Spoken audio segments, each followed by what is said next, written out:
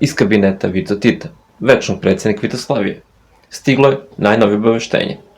Redovni frizer našeg predsjednika je zbog sopstvene smrti trenutno nemogućen da se bavi maršalovom kosom.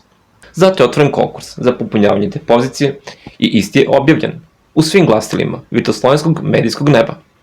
Od Pionir Mali preko Vitoslovenskog glasnika do sam svoj modelar. Bagatelica, poznati gradski frizer, ali i povremeni izvođač skoro pa slušajih muzičkih uradaka, kao i višestruki dobitnik nagrade, zlatni antisluhista. Pozvan je nedavno kao zamenski frizer. Nije prošao izuzetno rigorozan eliminacioni proces.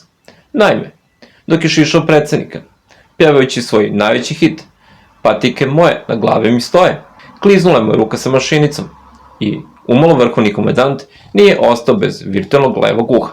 Naravno, svakome se desi da pogreši. I predsjedništvo je želelo da ovom mladom čoveku pruži još jednu šansu. Nažalost, dok je bio u rezidenciji Vito Tita, probao je da sklada novu pesmu, ali mu iz neobjašnjenih razloga poklopac klavira pao preko prstiju, pa će potrebati dok mu se prsti dovoljno porave da mogu da barataju mašinicu.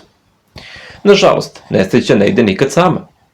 Zbog spleta bizarnih okolnosti, koje uključuju letnje gužve na putima, vanredne radove na istima, krde ovaca, probušenu gumu i nemanje rezervne, hitna služba se do bolnice probijala satima.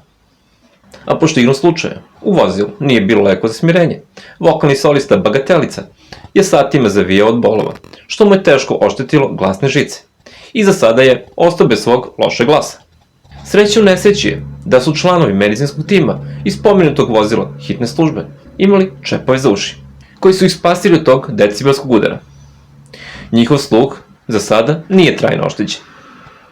Zbog pretrpljenog stresa dobili su po 3 slobodne dana i karte za koncert Vitoslovenske filharmonije. Lekari kažu da je oporavak bagateličnih prstiju, ali i glasa vrlo neizvestan i da nisu preveliki optimisti. No, svakako će dati sve od sebe. Saznali smo da je Bagatelica poslat na poznato jadransko letovalište na turistički otok, gde odlaze samo najeminentniji članovi našeg društva. Kao što znate, sama lokacija na turističkog otoka je najviša državna tajna, ali se čini da tamo izuzetno lepo i prijatno, pošto se samo malobrojni vratili sa istoka, a i oni ne žele da pričaju o lepotama kojima su bili okruženi.